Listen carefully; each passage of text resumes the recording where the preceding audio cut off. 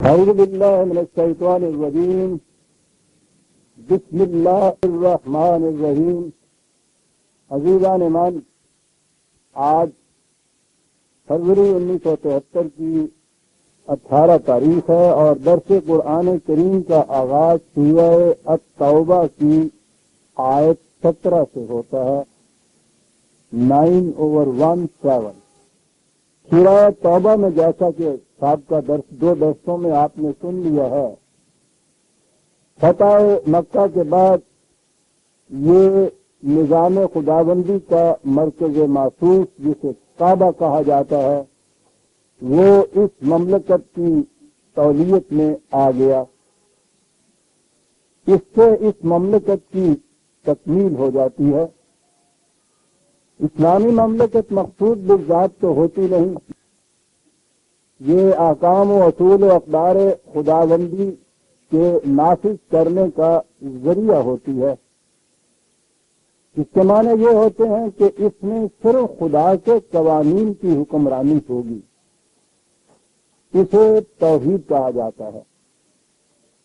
وہ جو ہے نا ایک خدا کا ماننا، وہ ٹھیک ہے، الفاظ تو یوں ہی ہوتے ہیں، لیکن ان الفاظ کے معنی متعین ہونے چاہیے۔ ایک خدا کو ماننے والے تو دنیا میں کروڑ پھرتے ہیں، انہیں کیوں نہیں اپنے میں سے سمجھا جاتا؟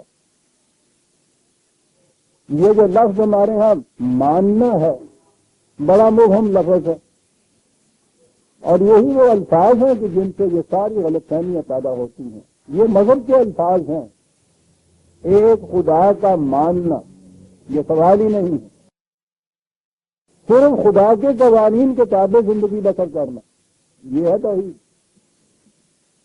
شرک کے معنی بھی یہ بت پرستی نہیں ہے، وہ تو ان چیزوں کے محسوس مظاہر ہیں۔ شرک کے معنی ہے قوانین خداوندی کے ساتھ اور قوانین کو بھی شامل کر لینا۔ کفر یہ ہے کہ اکثر سیکولر اسٹیٹ بنا لینا۔ اس اصول ہی کو نہ ماننا کہ مملکت میں کوئی حصہ خدا کا بھی ہوتا ہے۔ خدا کے حصے کے کیا معنی ہیں؟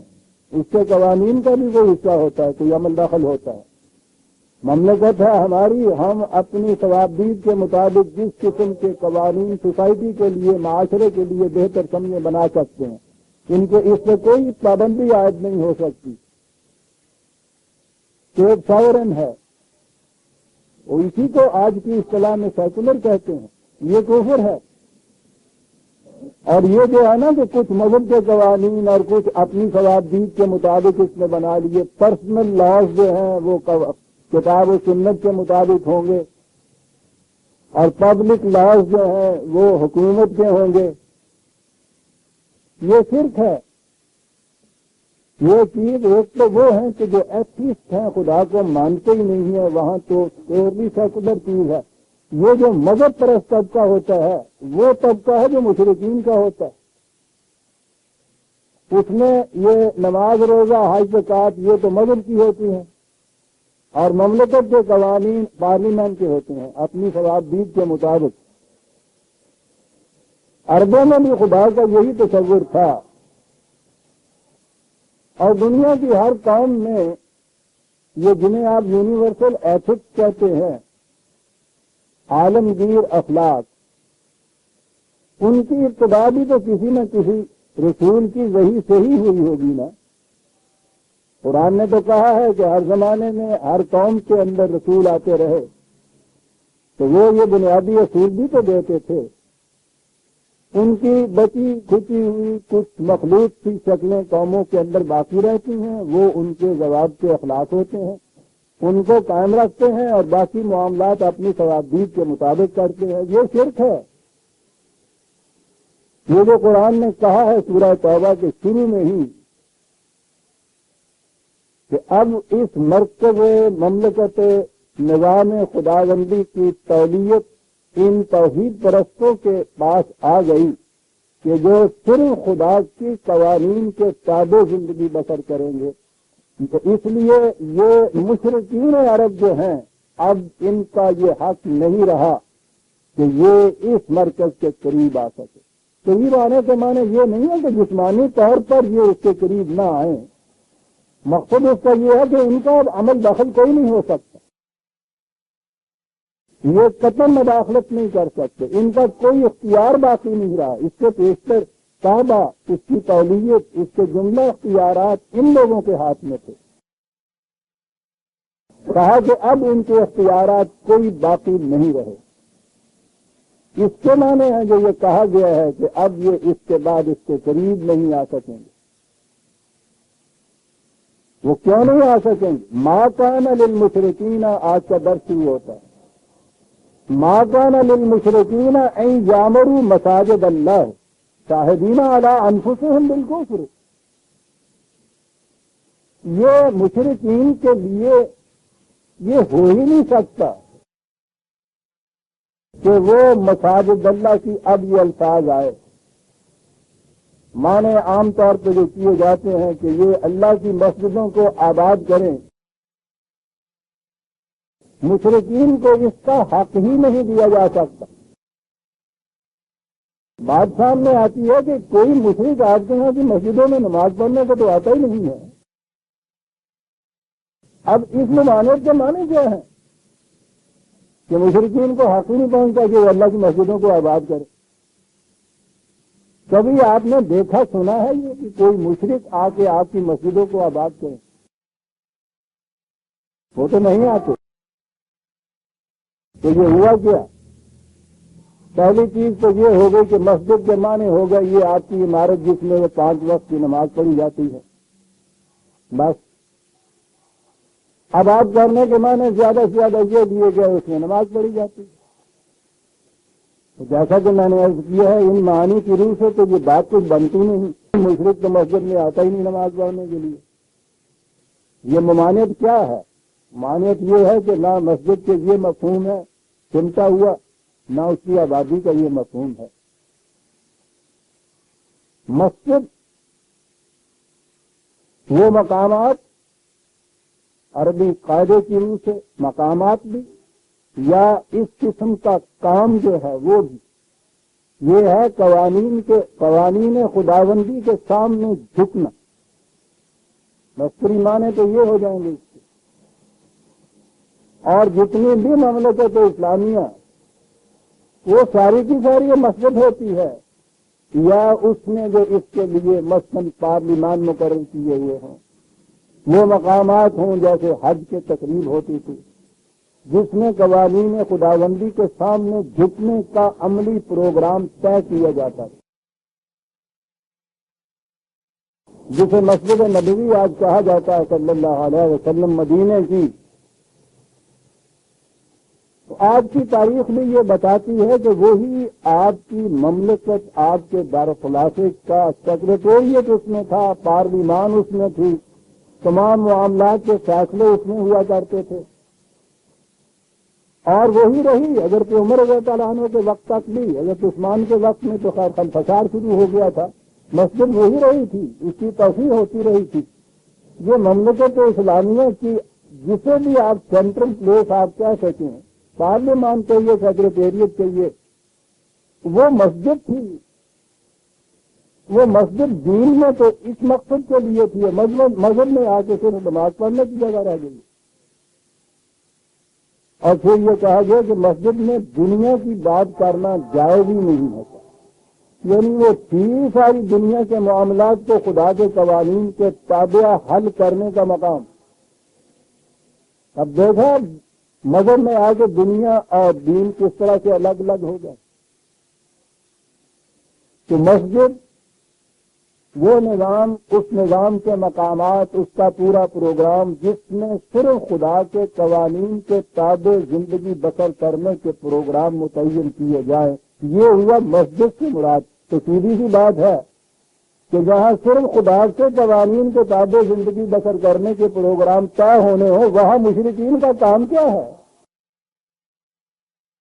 اور یہ وجہ ہے کہ آپ کے ہاں جو دو قومی نظریہ جسے کہتے ہیں، اس نظریہ کی روح سے غیر مسلم اسلامی مملکت کی قوانین سازی کے قصے میں کسی طرح شریک ہی نہیں ہو سکتا، جو اس بنیاد ہی کو نہیں مانتا کہ مملکت کے قوانین خداوندی پر مبنی ہوں گے، جو اس اصول کو نہیں مانتا وہ آپ کی قوانین سازی کے کام کے اندر دخل کیسے دے سکتا ہے؟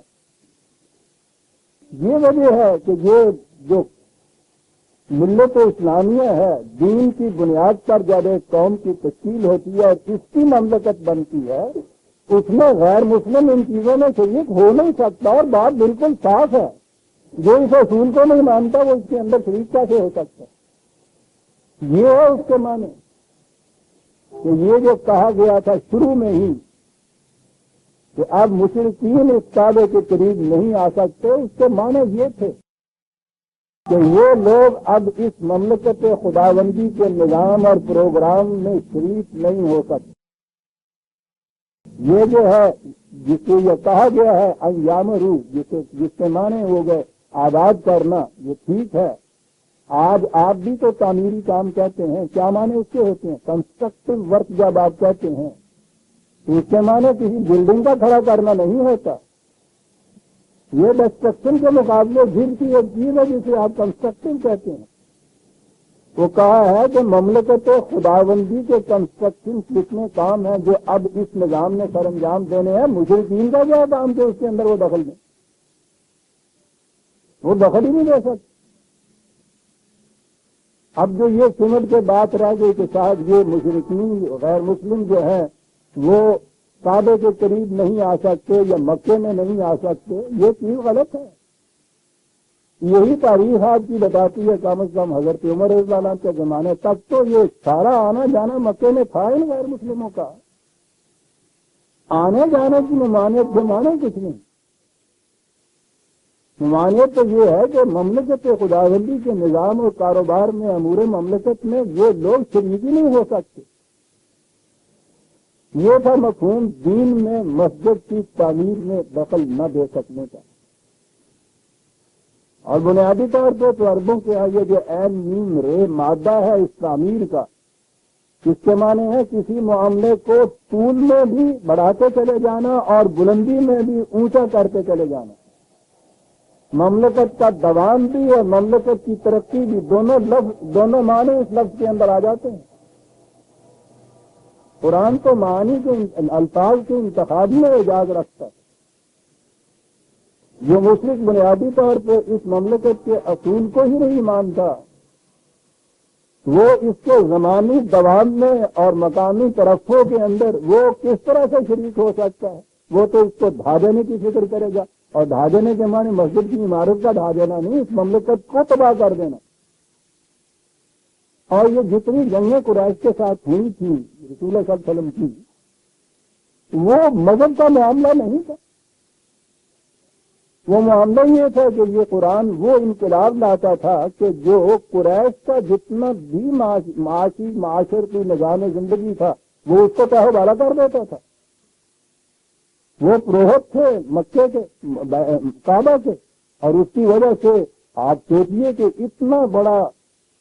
اتنی بڑی عبادت گاہی چاہیے اس زمانے کے، پرستش گاہ چاہیے، مندر چاہیے، اس کے جو پجاری یا پروہت تھے سارے عرب میں ان کی بے حد تعظیم تھی، اور اس کی وجہ سے ان کا تجارت کے مال بالکل محفوظ رہتے تھے، آمدنی کا بڑا ذریعہ تھا، وجہ توقیر و تعظیم تھا یہ مکہ ان کے لیے۔ پھر ان کے ہاں کا نظام جو تھا معاشی، اس میں غلامی ان کے ہاں اس معاشرت کا جزو اعظم، سارے کام ان کے غلام کیا کرتے تھے۔ یہ قرآن کا پیغام ان تمام چیزوں کو ختم کر رہا تھا۔ یہ تھی جنگ کی وجوہات جو تھی۔ تو جب اس کے بعد یہ نظام قائم ہو گیا، مملکت کا جو مرکز محسوس بھی ان کی تولیت میں آ گیا، یعنی اسٹیبلش ہو گئی جب یہ مملکت، تو اب ان لوگوں کا اس مملکت کے امور مملکت میں دخیل ہونے کے معنی کیا ہیں؟ یہ ہے معنی اس کے، یہ دخیل نہیں ہو سکتے۔ اور اسی لیے یہ چیز آپ کے ہاں ہے کہ اگر اسلامی مملکت ہے جو نظام خداوندی کو راج کرنے کے لیے قائم ہوئی ہے، تو اس میں وہ جو اس اصول میں بلیو نہیں کرتے جنہیں آپ غیر مسلم کہتے ہیں، وہ اس میں شریک ہو ہی نہیں سکتے۔ یہ ہے جو کہا گیا، یہی وجہ ہے کہ قرآن کریم نے جہاں مسجد کا لفظ کہا ہے وہاں یہ چیز اس نے کہی، 72/80 72/18 ان المساجد للہ فلا تدعوا مع اللہ احدا، مساجد صرف اللہ کے لیے مخصوص، اس کے ساتھ کسی اور کو نہیں پکارا جائے گا۔ یہ پکارنا کیا معنی؟ اللہ کے لیے مخصوص ہونے کے معنی کیا ہے؟ مساجد کا تصور یا مسجد کے لفظ کا صحیح قرآنی مفہوم ذہن میں آ جائے تو بات ساری سمجھ میں آ سکتی۔ اس کا معنی اسلامی مملکت لیجیے، اسلامی نظام لیجیے۔ اسلامی نظام صرف خدا کے قوانین کے لیے ہوتا ہے، اس کے ساتھ کسی اور کے قانون کو مت ملاؤ، یہ شرک ہو جائے گا۔ آپ کو معلوم ہے قرآن کریم نے فرقہ بندی کو شرک قرار دیا۔ کیوں شرک قرار دیا؟ خدا واحد کے قوانین کے تابع جب بھی کوئی قوم ہوگی تو وہ قوم میں وحدت ہوگی، قوم میں تفریق ہو ہی نہیں سکتی۔ چھوٹے سے پیمانے پہ آپ دیکھیے، ایک مملکت کے اندر سینٹرل اتھارٹی، مرکزی اختیارات کی اتھارٹی کے جب قانون نافذ ہوتے ہیں، آپ دیکھیں گے کہ قوم کے اندر ان قوانین کے اتباع میں تفریق نہیں ہوتی۔ قانون پاس کر دیا مرکز نے، کیپ ٹو دی لیفٹ، بائیں طرف چلو۔ ساری مملکت میں آپ دیکھتے ہیں کہ اس بات کے اوپر دو فرقے کہیں بنے ہوئے آپ کو نظر آتے ہیں کہ ایک فرقہ کہے کہ نہیں صاحب ہم دائیں طرف چلیں گے، دوسرا کہے کہ بائیں طرف چلیں گے۔ اجازت ہی نہیں آ سکتی۔ ایک مملکت کا ایک قانون جب پوری مملکت کے اوپر لاگو ہوتا ہے تو اس میں تفریق ہو ہی نہیں سکتی۔ اس میں تفریق کرنے والا اگر وہ تفریق کرتا ہے تو جرم قرار پائے گا، سزا ہوتی ہے، اور اگر وہ کہتا ہے میں اس کو مانتا ہی نہیں تو بغاوت ہوتی ہے، اس کو ختم کر دیا جاتا ہے۔ چاہیے یہ ہے نا، اتنا چھوٹے سے چھوٹا قانون ہے جس کی میں مثال دیا کرتا ہوں، کیپ ٹو دی لیفٹ۔ وحدت پیدا کی ہوئی ہے نا اس قانون میں۔ دو فرقے ہیں آپ کے ہاں، دو پارٹی ہیں آپ کے ہاں اس مملکت کے اندر یا کسی مملکت میں اس ایشو کے اوپر، قانون کی تعمیل میں وحدت ہوتی ہے۔ میں نے کہا ہے نا کہ اس میں ہو سکتا ہے کہ کوئی لفظ کسی سے ہو جائے، اسے جرم کہتے ہیں، اس کی سزا ہوگی، اور جیسا میں نے کہا ہے اگر اس سے انکار بھی کرتا ہے تو بغاوت ہوگی۔ تو قانون کی بنا پہ وحدت قائم ہوتی۔ فرقہ بنتا اس وقت ہے جب آپ اس ایک قانون کے تابع زندگی نہ بسر کریں، مختلف قوانین آپ کے ہوں، فقہ حنفی، فقہ شافعی، فقہ مالکی، اہل حدیث، اہل فقہ، سنی، شیعہ، یہ کیوں بنے ہوئے ہیں؟ یہ فقہ حنفی اور مالکی کے معنی کیا؟ فقہ کے معنی قوانین، حنفی قوانین کے تابع، شافعی قوانین کے تابع، مالکی قوانین کے تابع، اہل حدیث کی فقہ کے تابع، سنیوں کی فقہ، شیعوں کی فقہ، یہ قوانین کے ضابطے ہیں الگ الگ ان کے۔ یہ ضابطہ خداوندی ہے ہی نہیں مسلمانوں کے اندر۔ کہیں ضابطہ خداوندی کے تابع بھی یہ چیزیں آئیں گی پھر کہ فلاں کا ضابطہ، فلاں کا قانون، فلاں کا قانون ہو، ایک ہی قانون چاہیے تو صحیح مملکت پاکستان کے اندر کسی اور مملکت کا قانون، بغاوت ہو جاتی ہے۔ آپ نے غور کیا قرآن نے فرقہ بندی کو شرک کیوں کہا ہے؟ اقیموا الصلاۃ منیبین آ رہے ہیں۔ اب یہاں سے پتہ چلا کہ صلاۃ کیا چیز ہے، مسجد کے کیا معنی، نظام صلاۃ کو قائم کرو، اسی کی طرف رخ کیے ہوئے ولا تکونوا من المشرکین من الذین فرقوا دینہم وکانوا شیعا۔ اور یاد رکھو مشرکین میں سے نہ ہو جانا، یعنی ان میں سے نہ ہو جانا جنہوں نے اپنے دین میں فرقے پیدا کر دیے اور خود بھی ایک گروہ بن کے بیٹھ گئے۔ پھر کیفیت یہ ہو گئی کہ کل حزب بما لدیہم فرحون، ہر فرقہ پھر مگن ہے اس بات میں کہ جس سے میں ہوں وہی سچا ہے۔ یاد رکھیے امت کے اندر فرقہ جب ہوتا کوئی فرقہ بھی سچا نہیں ہوتا، سچی امت کی وحدت ہوتی ہے۔ دین کا تقاضا ہی توحید ہے، توحید کے معنی ملت کی وحدت ہے۔ کس بنا پر؟ قانون کی تابع زندگی بسر کرنے۔ ایک قانون کس کا ہوگا پھر؟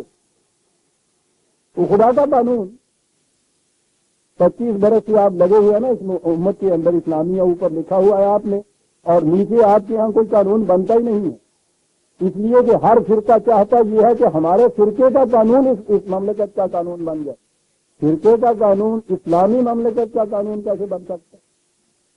اسلامی تو اس وقت ہوگی جب خدا کے قوانین وہاں نافذ کیے جائیں گے، اور خدا کا قانون جو ہے اس کے اندر تو کسی قسم کا اختلاف نہیں۔ قرآن نے خود کہا کہ میرے من جانب اللہ ہونے کی دلیل یہ ہے کہ اس میں اختلاف نہیں۔ خدا کے قوانین کے تابع زندگی بسر کرنے سے امت میں فرقہ پیدا ہی نہیں ہو سکتا۔ فرقے میں آپ دیکھیں گے کہ آخری سند کوئی نہ کوئی انسان ہوتا ہے، خدا کا قانون نہیں ہوتا۔ اس لیے کہا ہے کہ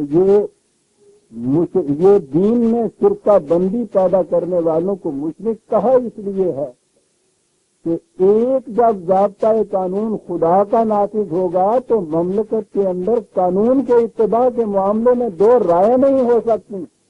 دو پارٹیز ہونا تو ایک طرف رہا، دو فرقے بننے تو ایک طرف رہا، لیکن جب یہ شرک اس قسم کا آ جاتا ہے جسے فرقہ بندی کہتے ہیں تو وہاں پھر ہوتا کیا ہے؟ قرآن کریم نے بڑے حسین انداز میں اس میں یہ کہا ہے 39/45 39/45 کہا پھر کیفیت یہ ہو جاتی ہے کہ وَإِذَا ذُكِرَ اللَّهُ وَحْدَهُ اشْمَأَزَّتْ قُلُوبُ الَّذِينَ لَا يُؤْمِنُونَ بِالْآخِرَةِ۔ یہ لوگ جو آخرت پر ایمان نہیں رکھتے، یہ فرقہ بندی اور شرک میں بتایا یہ ہے کہ آخرت پر ایمان نہیں رکھنے والے ہوتے ہیں۔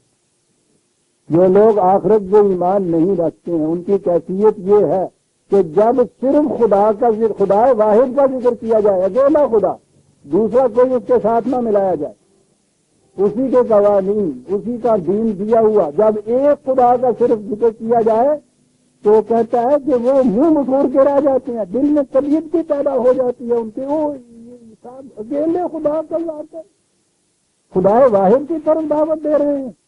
واحدہ ذکر اللہ دینا میں دونوں سب ضرور، اور جب اس کے ساتھ اوروں کا بھی ساتھ ذکر کیا جاتا ہے تو باتیں کھل جاتی ہیں۔ سبحان اللہ، بات ہوئی نا صاحب، اب ٹھیک کیا نا آپ نے، خالق خدا کی توحید کا چل سکتی ہے کہیں؟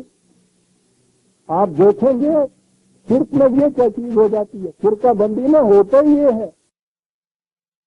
آپ کسی سے پوچھیے، وہ پوچھے آپ سے کون ہوتے ہیں، وہ آپ کے یہ مسلمان ہوتے ہیں، تو اطمینان نہیں ہوتا، وہ پوچھتے ہیں کون مسلمان۔ یعنی مسلمان صرف ہونا جو آپ اتنے پہ رہیں گے وہ تو صرف خدا سے نسبت ہوئی آپ کی، نہ مطمئن نہیں ہوتے۔ کون مسلمان تھا بتانا پڑتا ہے، تو سنی مسلمان ہے، ہاں سنی مسلمان، اور کون سے سنی مسلمان تھا جس کے بعد آگے چلیے گا، حنفی مسلمان، اہل الرائے یا اہل حدیث یہ ہوتا ہے اس میں، اہل الرائے صاحب، اہل فقہ صاحب، اچھا اہل فقہ، تو کون سے اہل فقہ صاحب اس کے بعد جی تو حنفی ہوئے صاحب، حنفی تو ہوئے، میں نے سمجھ لیا کون سے حنفی، دیوبندی یا بریلوی، چلا لگا ہوگا۔ شرک کی تو انتہا نہیں ہے عزیزان من، توحید ایک نقطہ ہے جس میں دو کی گنجائش نہیں ہے۔ جب آپ شرک پہ آ جائیں گے تو 32 کروڑ دیوتا آپ کے بن جائیں گے، یہ سب دیوتا ہیں جن کے نام لیے جا رہے ہیں اور ان کی انتہا نہیں ہوتی۔ چلتے جائیے، دیوبندی بریلوی اور ابھی میں وہ نقشبندی ہے سور وردی پہ تو آیا ہی نہیں۔ دین میں، مملکت خداوندی میں، خدا کے قوانین کے تابع زندگی بسر کرنے کے اندر عزیزان من فرقے کا نام نہیں ہوتا۔ فرقہ انسان پرستی ہے، شخصیت پرستی ہے، اسی لیے اس نے یہ کہہ دیا۔ ذرا سا شرک کا ایک پہلو آنے لگا تھا، وہیں ایک دوسرا نظام یا اس نظام کی ایک محسوس علامت جسے مسجدی کہا گیا ہے، مدینے میں ہی بنانے کی کوشش کی تھی انہوں نے، کہ جو ملت کے اندر تفریق یا شرک پیدا کرنا چاہتے تھے جنہیں مشرکین کہا۔ اسی سورہ توبہ میں آگے چل کے دیکھیے 107 آئے سورہ توبہ کی، جسے مسجد ضرار کہا گیا۔ پڑھتا ہے مسلمان ان آیتوں کو بھی پڑھنے کے بعد یہ سمجھتا ہے کہ ثواب مجھے ہو رہا ہے، سن لیجیے گا، ثواب ہوتا ہے پڑھتے ہوئے اس کو۔ عذاب بدترین اس میں لکھا ہوا خدا نے، کس بات میں؟ ایک مسجد کے ساتھ ایک اور مسجد لگے تھے بنانے، تو مسجد بنانے میں تو ہم سے کہا گیا ہے کہ صاحب جو اس میں حصہ لیتا ہے جنت میں گھر بن جاتا ہے. یہاں ایک مسجد بن رہی ہے اور وہاں یہ کہا جا رہا ہے کہ یہ جہنم کے کنارے پہ بنا ہوا ہے. یہ سب دیکھیے کیا مسجد بن رہی ہے. والذین اتخذوا مسجدا فرارا وکفرا، کچھ مسجد بنا رہے ہیں مذرت رساں. مسجد کہا کفرن، مسجد نہیں ہے کفر گڑھ بنایا جا رہا ہے مسجد. تو یا اللہ کیا بات ہو گئی اس مسجد کے اندر. مندر کی اینٹیں لگا دی ہیں، یہاں کفرن ہو رہا ہے. انہوں نے کہا کہ یہاں اینٹیں چونے کا سوال نہیں، یہ غرارن. کفر کیوں ہے یہ؟ اس لیے عزیزان من سنیے اور پوچھیے جو ان آیتوں کو ثواب کی خطر سے پڑ جاتے ہیں. کہا کفرن اس لیے تفریقا بین المومنین. عزیزان من اور چیزیں تو ایک طرف رہی، مسجد بھی اگر وجہ تفریق بنتی ہے بین المومنین، قرآن کفر کہہ رہا ہے. وہ تو ٹھیک ہے جو کہا تھا انہوں نے، جن کے اوپر یہ چیزیں ناگوار گزرتی تھی. تو قرآن میں ہے کہ وہ کہتے ہیں کہ رسول سے کہتے تھے کہ ہم تم سے مفاہمت کر لیں گے، لیکن دیکھیے صاحب اتنی بھی تو آپ شدت تک اسکیم تک نہ چلے جائیے نا کہ 2-4 بتوں کی بھی اجازت نہیں دے رہے. ایسا بھی تو نہ کر دیجیے گا. کچھ مفاہمت کیجیے. اور اس کے لیے کہا تھا یا تو اس قرآن کی جگہ دوسرا قرآن لے آؤ، یا کم از کم اس میں کچھ تبدیلیاں ہی ہمارے مطلب کی کر دو. یہ کمپرومائز کی شرط تھی. قرآن کی جگہ قرآن دوسرا آ نہیں سکتا، تبدیلی بھی یہ نہیں کر سکتے اس کے اندر کہ خدا نے حفاظت کا ذمہ دیا ہے. کیا گیا قرآن کو تو رکھا ثواب حاصل کرنے کے لیے، اور مذہب کے اندر اپنی عملی زندگی کے لیے یہ آگے سارے فقہاء اور ائمہ اور مفسرین مامورین من اللہ تمام اوقات خدا بیچ میں سے نکال ہی دیا. انہوں نے چلو چنتا ختم کرو گی. مصیبت تھی. اگر قرآن کو اپنے یہاں کی بنیاد رکھتے تو اس میں کمپرومائز نہیں ہو سکتا تھا. تو قیامت ہے عزیزان من، قرآن سامنے ہو اور اس کے بعد آپ کے یہاں یہ حنفی شیعہ اور سنی اور حنفی اور بریلوی اور دیوبندی اور اہل حدیث اور یہ سارے قصے بغاوت ہے. یہ کسی مملکت میں 2 قانون چلتے ہوئے آپ نے سنے بھی ہیں. مسجد بن رہی ہے اور کہا کفر ہے تفریقا بین المومنین. اتنا ہی نہیں کہا مسجد ہے عزیزان من وارصادا لمن حارب اللہ ورسولہ من قبل. مسجد ہے کہا یہ پناہ گاہ ہے ان لوگوں کے لیے کہ جو جنگ کا اعلان کرتے ہیں خدا اور رسول کے خلاف. جس مسجد سے مسلمانوں میں 2 فرقے ہو جائیں وہ کفر ہے، وہ اعلان جنگ ہے خدا اور رسول کے ساتھ. ان کے جو اعلان جنگ کرنے والے ہیں خدا اور رسول کے ساتھ، کہا اس کے لیے کمی گاہ ہے یہ مسجد. میں نے کہا آج کی زبان میں یوں سمجھ میں بات آ سکتی ہے کہ ایک مملکت میں 2 قانون چلائیے، پھر وہ دوسرے سے پھر اس کے قانون کے چلانے والے جو ہیں جن کو باغی قرار دیے جائے گا وہ جہاں جا کر چھپیں گے اس کو آپ پناہ گاہ کہیں گے یا نہیں؟ چھپنے کی جگہ ارشاد. یہ تھی یہ چیز. یہاں تو معاملہ یقین تک پہنچ گیا ہوا. وہ وہاں اب تو خدا کی طرف سے آنے والے بھی وہ یہ کہتے ہیں کہ میں حنفی فقہ کے اوپر چلنے والا. یہاں یہ چیزیں آ گئی مملکت خداوندی کے اندر. یہ حنفی فقہ اور شادی فقہ اور یہ چیزیں مانا کیا ہے؟ وہ خدا کا قانون ارشاد تفریقا بین المومنین وارصادا لمن حارب اللہ ورسولہ من قبل ولا یحلفن ان اردنا الا الحسنى. کہو گے ان سے تو قسمیں کھا کے کہیں گے کہ نہیں صاحب ہمارا مطلب تو بڑا نیک ہے صاحب، ہم تو نیک نیت ہی سے یہ کچھ کر رہے ہیں. توبہ توبہ، کوئی ایسی بات ہے؟ مملکت کے خلاف بغاوت میں نیک نیتی کا کیا کام تھا؟ بغاوت ہے یہ. وہ کہتے ہیں یہ قسمیں کھائیں گے اور وہ کہہ رہا ہے واللہ یشہد انہم لکاذبون. یہ قسمیں کھا کے کہتے ہیں کہ ہماری نیت بتا رہا ہے، اور خدا شہادت دے دیتا ہے تمہاری ان کے خلاف، کہ بکتے ہیں جھوٹ بول مسجد بنانے والے، اس لیے کہ تفریقاً بین المومنین کی. ٹھیک ہے، مجھے معلوم ہے کہ ناگوار گزریں گی چیزیں، ناگوار گزریں تو درویش کو گاڑیاں دیتے چلے جائیے، قرآن کو کہاں لے جائیں گے؟ مسجدوں کے باہر اگر مسجد یہی معنی بھی لے لیے جائیں جو آپ کے ہاں کی مسجد ہے تو ان کے اوپر باہر لکھا ہوا ہوتا، حنفیوں کی مسجد ہے، اس کے بعد قادریہ مسجد ہے، رضویہ مسجد صاحب، شیعہ کی مسجد، سنی کی مسجد، اہل حدیث کی مسجد، احمدی کی مسجد. تو خدا کی مسجد تو کہیں ہے ہی نہیں. تفریقاً بین المومنین، جیسا میں کہا کرتا ہوں کہ شام کے وقت آپ انارکلی میں دیکھیے ہزاروں کی تعداد میں مسلمان وہاں موجود ہوں گے، ایک اور دوسرے میں کوئی تفریق ہی نہیں ہوگی. ایک دکان پہ سودا خرید رہے ہیں، ایک بازار میں چل رہے ہیں، ایک جگہ کھاتے پیتے ہیں، سب کچھ ہے. بدقسمتی سے آواز آ جاتی ہے خدا کی طرف سے جسے کہتے ہیں آذان ہو جاتی ہے. ان میں سے جو اس آواز پہ نہیں جانے والے، جو ان کی اصطلاح میں مسلمان کے کام میں حصہ نہیں لیتے ہیں، نماز نہ پڑھنے والے، ان میں اسی طرح سے وحدت رہتی ہے. اور یہ اسلام کے متبع جو ہے ایک اس طرف، ایک اس طرف، ایک اس طرف، ایک اس طرف. ایک جانے لگتا ہے وہ کہتا ہے نہیں یہ بانگ وہابیاں بھی آ گئی ہے، ادھر نہ جائیں گے.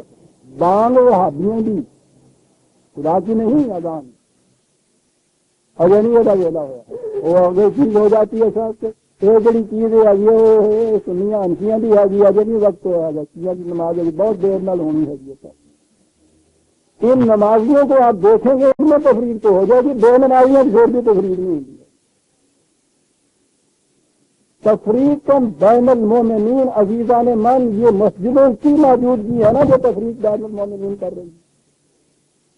قرآن نے یہ کہا کفر ہے، یہ خدا شہادت دے رہا ہے تو جھوٹ بولتے لا تقم فیہ ابدا. رسول سے کہا اس مسجد میں پاؤں تک نہ رکھنا.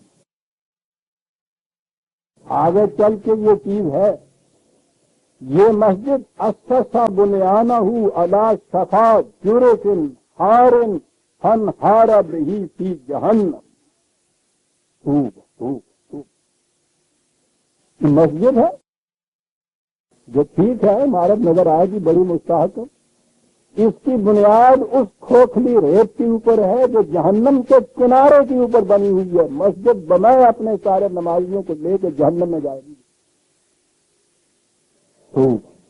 لا یزال بنیانہم الذی بنوا ریبۃ فی قلوبہم الا ان تقطع قلوبہم. کہا کہ یہ جنہوں نے یہ عمارت بنائی کی بنیاد رکھی، یہ ان کے دلوں کے اندر اضطراب اور بے چینی کی جہنم پیدا کر دے گی، ٹکڑے ٹکڑے کر کے رکھ دے گی. یہ ہے عزیزان من. آج کے میں نے کہا ہے نا کہ جب یہ مذہب میں مسجد نماز رکعت یہ کچھ ہو جائے تو بات سمجھ میں نہیں آتی. ہو کہتے ہیں تو وہ ٹھیک ہے خدا کے لیے سارے نماز پڑھتے ہیں، اس میں فرق کیا پڑتا ہے؟ کس نے ہاتھ نیچے رکھ لیے، کسی نے نیچے رکھ لیے. اعتراض جب کیجیے تو اس کو یہ کہتے ہیں کہ سر فروعات کے اندر یہ اختلاف ہے، اصول کے اندر اختلاف نہیں ہے. اصول کے معنی صرف ہو گیا نماز، فروعات کے معنی ہو گئے اونچے نیچے ہاتھ. اصول کے معنی تھے خدا کے حکم کے تابعیت زندگی کرنا ملت واحدہ کے طریقے پہ، یہ تھا اصول جو ہے ہی نہیں کہ جی فروعات میں ہے. پوچھیے کہ اگر یہ فرق فروعاتی کا ہے تو کفر کے فتوے کیوں لگ رہے ہیں صاحب کسی فرق کے اوپر؟ فروعاتی کا فرق ہے تو ایک ہی مسجد کے اندر یہ جمع ہو کے کیوں نہیں پڑھ لیتے؟ آپ کو معلوم ہے کہ کسی حنفی کی مسجد کے اندر کوئی وہابی نماز پڑھ جائے یا وہابیوں کی مسجد میں حنفی نماز پڑھ جائے، پتہ چل جائے بعد میں اس امام کو وہ فرش میں جو ٹونڈے آئے ہیں منہ دیا ہے جی میں نماز پڑھ گیا، بڑی غلطی کی تھی. عزیزان من کیا کہا جائے گی، لیکن یہ چیز ہنسنے کی ہے. یہ ہے جو قرآن سے قرار دے رہا ہے کہ یہ کفر اور شرک اور تفریق بین المومنین. ویسے کہ یہ تو شاید فروعات کا فرق. ویزا نے من کوئی شاید ٹھکانے پہ رہتی نہیں نظر نہیں آتی. یہ ہے جو قرآن کریم نے یہ کہا ہے کہ مشرک کے لیے یہ اس کو حق ہی نہیں پہنچتا کہ جو مراکز ہیں توحید خداوندی کے، قوانین خداوندی کے تابع زندگی بسر کرنے کے، نظام قائم کرنے کے، کسی مشرک کو حق نہیں پہنچتا کہ وہ اس میں دخل بھی دے. اور آپ کو معلوم ہے کہ آپ کے یہاں 25 سال سے قانون بن کیوں نہیں رہا؟ یہ سارے فرقے والے بیٹھ کے قانون بنا رہے ہیں، بنا ہی نہیں سکتے. وہ کہتا ہے انہیں حق ہی نہیں پہنچتا. وہ اس لیے نہیں پہنچتا کہ یہ واحد ضابطہ حیات پوری امت کے لیے بنا ہی نہیں سکتے. 25 برس سے اس کے ساتھ اس نے کہ جس کے اوپر 1000 کافر نے فتویٰ لگایا، یہ بات کہی تھی کہ یہ نہیں بن سکے گا. کوئی ایک ایسا ضابطہ قوانین اس طرح سے نہیں بن سکے گا جو تمام مسلمانوں، پاکستان کے مسلمان جس کو متفقہ طور پہ اسلامی تسلیم کرنا نہیں بنا سکو گے. فرقہ بندی کے تابع لگا دو فتوے. بہت اچھا جی، لگا دیجیے فتوے. ہم نے کہا اگر اس فتوے لگنے سے ہی وہ ضابطہ بن جائے تو 2 دفعہ لگا دیجیے، بنے گا نہیں. 25 برس تک یہ کچھ کرتے رہے. 25 برس کے بعد خود تسلیم کیا مودودی صاحب نے کہ نہیں بن سکتا. تسلیم کیا اور اس کے بعد ریزولوشن پاس کیا کہ حکومت سے کہا جائے کہ بنائے ہوئے ایک ضابطہ آزاد، اگر یہ نہ بنایا تو ہم کراچی سے لے کر خیبر تک ایک تاریخ آج کی چلا دیں گے. خود ہی کہہ رہے ہیں نہیں بن سکتا. حکومت سے کہتے ہیں بناؤ، نہ بناؤ گے تو ایک تاریخ چلا دیں گے. تماشا ہو رہا ہے اس قوم کے اندر. اسی لیے اس نے کہا تھا کہ مشرکین جو ہے وہ یہ کر ہی نہیں سکیں گے. اب خود دل میں سے یہ چیز پیدا ہوگی کہ صاحب یہ لو سارے مسلمانوں کو یہ مشرک قرار دے رہا تھا. تو میں تو نہیں قرار دے رہا ہوں، وہ قرآن کہتا ہے کہ یہ فرقہ بندی شرک ہے. کہتے ہیں یہ فرقہ بندی نہیں ہے، یہ مکاتب فکر ہے. لو یہ فرقہ بندی کو مکتب فکر کہنے سے پھر وہ فرقہ نہیں رہتا. جب بھی حنفی فتویٰ لینے کے لیے جاتا ہے حنفی مفتی کے پاس جاتا ہے نا، اہل حدیث کے پاس کیوں نہیں چلا جاتا؟ شیعہ کے پاس کیوں نہیں چلا جاتا؟ اگر یہ مکتب فکر ہی ہے تو اپنے آپ کو فریب دینے کی بات. بڑی جرات کی ضرورت ہے عزیزان ایمان قرآن کی طرف آنے کے لیے، یہ کہنے کے لیے کہ ہاں ہماری زندگی اسلامی نہیں ہے، ہماری زندگی توحید کی نہیں ہے، ہماری زندگی شرک کی ہے، کفر کی ہے. اس اقرار و اعتراف کے لیے بڑی جرات کی ضرورت ہے. اور جب تک یہ جرات پیدا نہیں ہوتی اسلام کے اوپر تو آ نہیں سکتے. اسلام تو یہ ہے کہ توحید ہے، خالق خدا کے قوانین کے تابع زندگی بسر کرنے کا نام ہے. کوئی کسی کا نہیں ہوگی، کوئی مسلک نہیں ہوگا. اسلامی مملکت کے قانون جو خدا کے قوانین کو نافذ کرنے کے لیے بنائے گئے ہوں گے، یہ ہوگی اسلامی قانون، یہ ہوگی اسلامی فقہ. اس کا نام ہوگا مسجد. اس میں کوئی مشرک ہاں وہ غیر مسلم ہو یا مسلمانوں میں فرقہ پرست، وہ کبھی دخل نہیں. جو ہی وہ آئے اور یہ عمارت بھائی انما یامر مساجد اللہ من آمن باللہ والیوم الآخر واقام الصلاۃ وآتى الزکاۃ ولم یخش الا اللہ فعسى اولئک ان یکونوا من المہتدین. یہ جو ہے مراکز نظام خداوندی، ان کی تعمیر کا کام، ان کو آباد کرنے کا کام وہ ہی کر سکیں گے کہ جو خدا پہ ایمان لانے والے ہوں، آخرت پہ ایمان لانے والے. اقامت صلاۃ کریں، وہ ایذاء زکوٰۃ کریں، وہی 2 بنیادی ستون جو قرآن قرار دیے جا رہا ہے دین کے. اور سب سے بڑی چیز یہ کہ پھر یہ جو الفاظ ہوتے ہیں خدا کے سوا کسی کی خشیت ان کے اندر نہ ہوگی. یہ فرقوں کے اندر عزیزان من آپ دیکھیے اس فرقے کا جو بانی ہوتا ہے اس کے متعلق یہ کبھی کہہ دیجیے صحیح کہ صاحب انہوں نے فلاں جگہ غلطی کی یا فلاں بات ٹھیک نہیں کی. آپ دیکھیے کس طرح کب کپا اٹھتے ہیں، یہ کرتے ہیں، کامتے ہیں. حضرت صاحب کی شان میں یہ چیز توبہ توبہ ایسی گستاخی. قرآن کہتا ہے کہ اگر ان تمام چیزوں کو تاکہ صرف خدا کے قانون کے تابع اگر آپ آ جائیں گے تو آپ کسی سے خوف نہیں دکھائیں گے.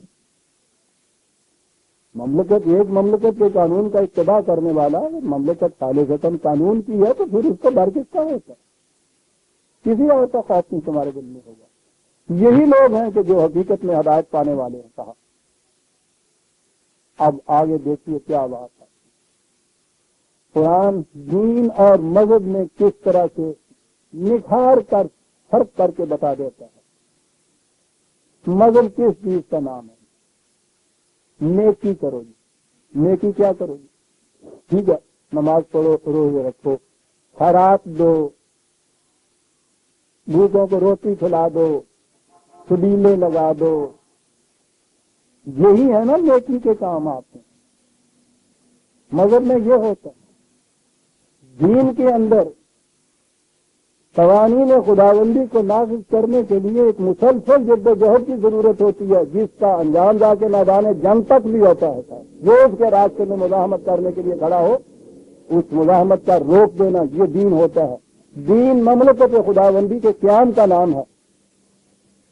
مملکت جب بیچ میں سے اڑ چلی جاتی ہے، دین کی مملکت مسلمانوں کی رہے وہ اور بات ہوتی ہے، تو وہ دین مذہب ہو جاتا ہے۔ پھر مذہب میں ہوتا کیا ہے؟ یہ نیکی کے کام سارے باقی رہ جاتے ہیں۔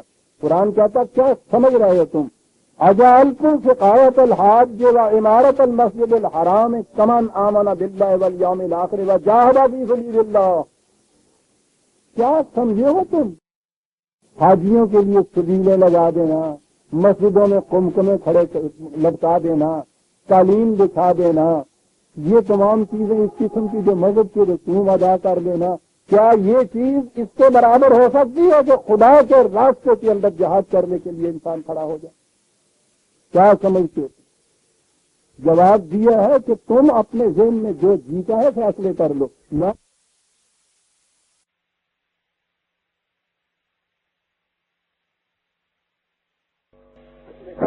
لا یستوون عند اللہ، خدا کے ہاں تو یہ دونوں برابر نہیں۔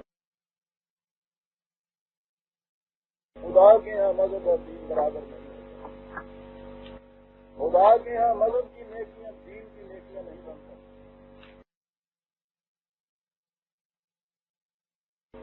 یہاں سکھایا یہ گیا کہ ساتھ حکومت کسی کی بھی ہو، وہ پار کی ہو، مشرکین کی ہو، عیسائیوں کی ہو، برطانیہ کی ہو، ہندو کی ہو، اس کے تابع زندگی بسر کرنا ٹھیک ہے ان اسلام۔ اس میں تم اپنے نماز روزہ پڑھتے جایا کرو، خیرات حج تک کیے جایا کرو، مذہب میں ٹھیک ہے، سچے پکے مسلمان تم بن جاؤ گے، اس سے زیادہ ضرورت ہی نہیں۔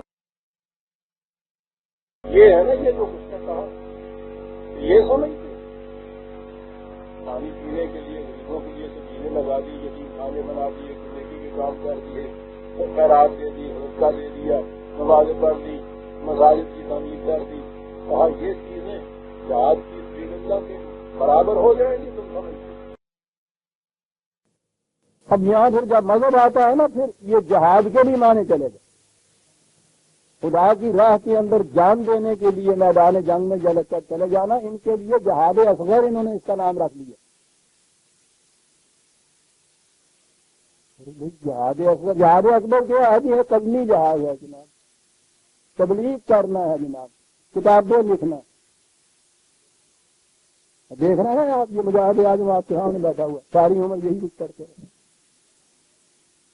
کیا کہہ رہے ہیں آپ؟ بہتانا ہے امت کو، فریب دینا ہے۔ قرآن میں ایک ہی جہاد، نظام اسلامی کے تمکن کے لیے مسلسل جدوجہد، اگر اس کے راستے میں اگر مزاحمت آتی ہے تو اس کو دور کرنے کے لیے میدان جنگ میں جا کے دے دینا، کوئی دوسرا اور جہاد نہیں ہے، اصغر اور اکبر جہاد نہیں۔ پرہیز کہا کہ ان چیزوں کو تم اس کے برابر سمجھتے رہو۔ کیا الفاظ ہے قرآن کے! یہ جو چیز ہے اگلی، اتنا بڑا تمانچہ ہے، لا یستوون عند اللہ، خدا کے نزدیک تو یہ برابر نہیں ہو سکتا۔ واللہ لا یہدی القوم الظالمین، ایسا سمجھنے والے قوم الظالمین، یہ ہے سر۔ ظلم کے تو معنی یہ ہوتا ہے نا کہ جس شے کو جہاں ہونا چاہیے اسے وہاں نہ رکھنا، الٹا کے رکھ دیا نا انہوں نے۔ مملکت دنیا کی چیز ہو گئی، اور یہ اعتقادات اور رسومات اور یہ عبادات جن کو یہ کہتے ہیں یہ دین کی چیز ہو گئی، الٹا کے رکھ دی ہے، یہی تو ظلم ہے۔ کہتا ان پر پشاب کی راہ کیسے کھل سکے گی؟ سنیے کیا وہ کہا ہے، برابر نہیں ہو سکتے۔ الذین آمنوا وہاجروا وجاہدوا فی سبیل اللہ باموالہم وانفسہم، وہ لوگ کہ جنہوں نے اس مقصد عظیم کے حصول کے لیے جس چیز کے چھوڑنے کی ضرورت پیش آئی اسے چھوڑ دیا، یہ ہے ہجرت۔ حتیٰ کہ گھر بار چھوڑنے کی بھی ضرورت پیش آئی اسے چھوڑ دیا، وہ جاہدوا فی سبیل اللہ، اور اس راستے میں مسلسل جد و جہد کرتے ہوئے میدان جنگ تک پہنچ گئے۔ باموالہم وانفسہم، جب ابھی جان دینے کی ضرورت نہیں ہے، جب ابھی میدان جنگ کی جانے کی ضرورت نہیں ہے، تو یہی جد و جہد جو ہے مال و دولت کے ذریعے سے کی جائے گی۔ مال کے بھی تو بنیادی معنی میل کی بھی ہوتے ہیں، ہر وہ چیز کے جس کے ساتھ میلان ہے، آپ کو مرغوب ہے جو آپ کی چیزیں۔ جان آخری چیز ہوتی ہے جو مرغوب ہوتی ہے، اس کے نیچے کی چیزیں بھی مرغوب ہوتی ہیں، اس کا جہاد۔ اور آخری چیز انفسہم، جہاد کا آخری درجہ یہ ہے جہاد اکبر عزیزان من، قرآن تو واضح کر دے، جانے لینے کا جہاد۔ اعظم درجۃ عند اللہ، ہم نے ان چیزوں کو برابر سمجھ لیا تھا، اللہ کے ہاں ان کا درجہ ہے سب سے آگے۔ وَأُولَئِكَ هُمُ الْفَائِزُونَ، یہ لوگ ہیں جو کچھ اچیو کرتے ہیں، باقی جو کچھ ہوتا ہے وہ تو صرف ثواب حاصل ہوں ہے، کچھ ہوں کی ہے گا کہ نہیں ثواب ہوں۔ وہ میاں میں نے پنجابی کو سمجھا دے تو کی ہوں ہے، لے کہنا گیا انہیں بھی نہیں یہ پتا ثواب ہوں ہے، تو تر جانا بچن۔ قرآن فائزون کہتا ہے سم تھنگ اچیو، کچھ حاصل کیا ہے انہوں نے، یہ ہیں وہ لوگ۔ یبشرہم ربہم برحمت منہ ورضوان وجنات لہم فیہا نعیم مقیم، بشارت دے دے ان کو خدا کی طرف سے سامان مرحمت کی۔ رضوان، یہ عجیب لفظ ہے نا قرآن کی طرف سے جو آتا ہے، رضی اللہ عنہم ورضوا عنہ، ترجمہ اس کا اللہ ان سے راضی ہو گیا، یہ اللہ سے راضی ہو گیا۔ جس طرح دونوں کی لڑائی ہو گئی اسی پہ صلح ہو گئی، تو کہتا جی نہیں جی قراری ہو گئے نا جی آپ اسی پہ رضا مندی ہو گئی، اس کے معنی ہم آہنگی ہوتی۔ یہ لوگ خدا کے قوانین سے، اس کے بتائے ہوئے زندگی کے ضابطے سے ہم آہنگ ہو گئے، اور اس کے نتائج ان کی زندگی کے ساتھ ہم آہنگ ہو گئے۔ نتیجہ اس کا وہ خوشحالیوں اور خوشگواریوں کی جنت کی زندگی، نعیم مقیم، اس دنیا میں بھی اس کے بعد کی دنیا میں بھی، آسائشیں نعمتیں چھن جانے والی نہیں، باقی رہنے والی، خالدین فیہا ابدا، جب تک وہ اس نظام پہ قائم رہیں گے یہ چیزیں ساری حاصل ہوں گی، نہیں چھن سکتی ان سے۔ ان اللہ عندہ اجر عظیم، یہ ہے اجر عظیم جو خدا کے ہاں سے ملتا ہے۔ لیکن اس میں دو چار ذرا سخت مقام آتے ہیں، اور دو چار کیوں، یہ تو راستہ ہی سخت مقام کا ہے عزیزان من۔ ہجرت کہا تھا نا پہلی چیز، جو ہم نے اس کو بھی محدود کر کے رکھ دیا صرف مکے سے مدینے جانے کے لیے، اور وہ ہو گئی، وہ 1400 سال پہلے کی بات ہے صاحب، بس اتنی سی بات ہی نہیں۔ میں نے کہا ہے، خدا نے کہا ہے کہ ہر وہ شے جو بڑی محبوب ہو تمہیں، اس کے لیے اگر اسے بھی چھوڑنا پڑتا ہے تو اسے چھوڑنا ہوگا۔ ابتدا کہاں سے ہوتی ہے؟ دیکھیے کیا کہتا ہے قرآن، یا ایھا الذین آمنوا لا تتخذوا آباءکم واخوانکم اولیاء ان استحبوا الکفر علی الایمان۔ آئیے ہجرت کا پہلا مرحلہ، تمہاری اولاد، تمہارے باپ دادا، تمہارے ماں باپ، تمہارے بھائی بہن ایسے بھی ہیں۔ آگے آتی ہے بات، کون کون؟ اگر وہ ایمان کے مقابلے میں کفر کو زیادہ عزیز رکھتے ہیں تو انہیں بھی اپنا دوست نہ بناؤ۔ اپنے اور بیگانے کا معیار ہی ایمان و کفر ہو گیا. ہمیں بھلا ان سے واسطہ کیا جو تجھ سے نا آشنا رہے. اتنے عزیز جو سب سے پہلے تو ماں باپ کی بات ہی آتی ہے نا، پھر بھائیوں کی بات آتی ہے. بھائی بند ماں باپ اگر وہ کفر کو عزیز زیادہ رکھتے ہیں ایمان کے مقابلے میں، انہیں بھی تم دوست نہیں بنا سکتے. وَمَن يَتَوَلَّهُم مِّنكُمْ فَأُولَٰئِكَ هُمُ الظَّالِمُونَ. جو انہیں دوست بنائے گا پھر اس کا شمار بھی ظالمین میں سے ہو جائے گا. اور اگلی آیت میں عزیزان من دیکھیے کہ ایمان کا اور اسلام کا قرآن نے معیار کیا قرار دیا. یہ شہادت گاہ الفت میں قدم رکھنا ہے. لوگ آسان سمجھتے ہیں مسلمان ہونا. گنتے جائیے عزیزان من. قل، ان سے کہہ دو برملا، ان کان آباؤکم و ابناؤکم و اخوانکم و ازواجکم و عشیرتکم و اموال اقترفتموها و تجارت تخشون کسادها و مساکن ترضونها احب الیکم من اللہ و رسولہ و جہاد فی سبیلہ. عظیم آیت ہے عزیزان من. کپ کپی آ جاتی ہے اس سے پڑھنے کے بعد تو سوچا جاتا ہے کہ ہم کہاں ہیں. کہا کہ ان سے کہہ دو، اعلان کر دو کہ اگر تمہارے ماں باپ، اگر تمہاری اولاد، سنتے جائیے کیا اس اگر میں آتا ہے، تمہارے بھائی بہن، تمہاری بیویاں، بیویوں سے کہا تمہارے خامن، ازواج کے دونوں معنی ہوتے ہیں. خامن سے کہا جائے گا تو بیوی مراد ہوگی، بیوی سے کہا جائے گا تو خامن مراد ہو جائے گی. ازواج عربی زبان میں دونوں کے لیے آتا ہے. اگر تمہارے ماں باپ، تمہاری اولاد، تمہارے بہن بھائی، تمہاری بیویاں، تمہارے خامن و عشیرتکم، تمہارے اہل خاندان، وہ مال کے جو تم اس محنت سے حاصل کرتے ہو، وہ تجارت کے جس کے مندہ پڑ جانے سے تم اس قدر غمگین ہو جاتے ہو، وہ محلات کے جو تم نے اتنی محنت سے بنایا جنہیں تم اس قدر اچھے پسند کرتے ہو، ان میں سے کوئی چیز بھی اگر احب علیکم من اللہ و رسولہ و جہاد فی سبیلہ، اگر یہ زیادہ محبوب ہو گئی ان میں سے کوئی چیز بھی خدا اور رسول اور اس کے راستے میں جہاد کرنے سے، کوئی چیز بھی ان میں سے زیادہ محبوب ہو گئی، فَتَرَبَّصُوا حَتَّىٰ يَأْتِيَ اللَّهُ بِأَمْرِهِ، تو پھر انتظار کرو خدا کے فیصلے. عزیزان من رکھیے تو چرا چھاتی پہ ہاتھ، سوچیے تو صحیح کہاں ہیں ہم، کیا ہے یہ مقام. کوئی شاید دنیا کی خدا اور رسول کے الفاظ جو ہیں وہ تو بہرحال جیسا کہ میں نے کہا ہے، پھر وہی اسلامی نظام اور اسلامی حکومت جس میں خدا کے قوانین ضائع ہیں، وجہاد فی سبیلہ، اس کے راستے میں یہ جہاد جو ہے، اگر ان میں سے کوئی چیز بھی زیادہ محبوب ہو گئی. یہاں ایک نقطہ سامنے آتا ہے بڑا ہی عجیب ہے. یہاں لفظ قرآن نے احبا علیکم کہا.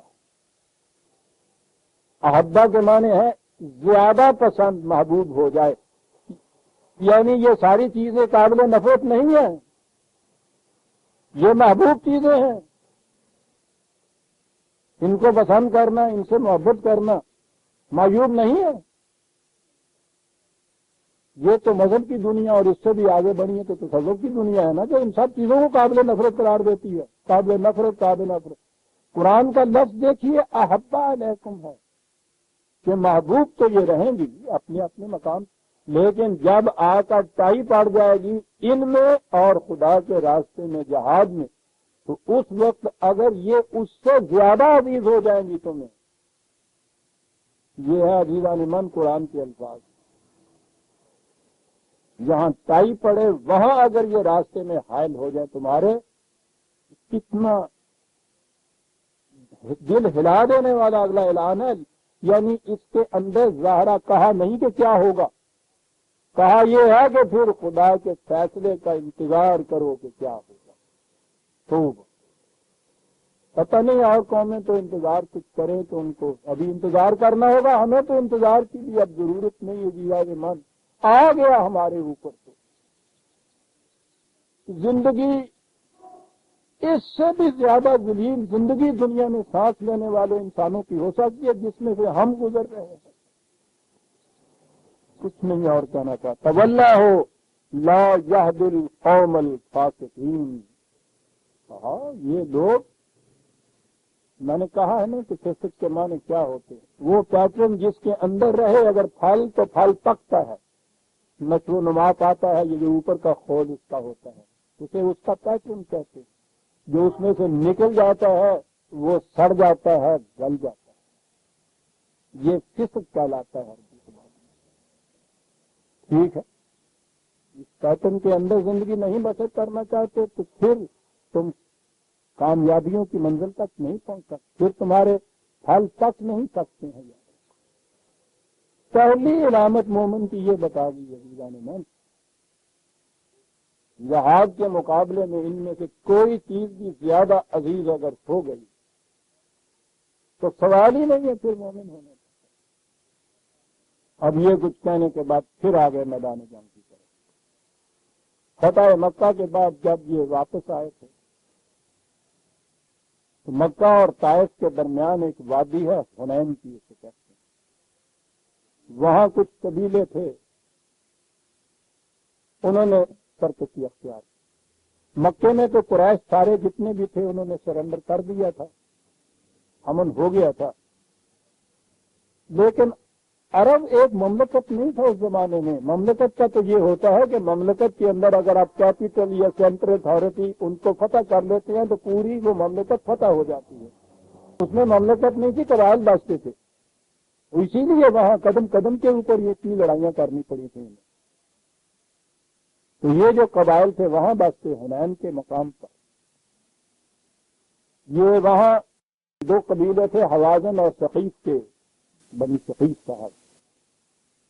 یہ ثقیف سے بات ثقافت کی آ گئی ہمارے ہاں، وہاں سے یہ لفظ نکلا ہے۔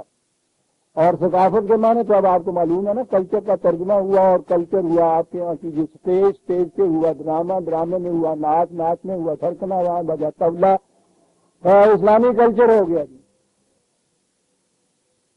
یہ لفظ اس قبیلے سے بنا ہے ثقافت کا، یا اس لفظ میں بھی سی جو پہلے تھا اس سے وہ قبیلہ تھا۔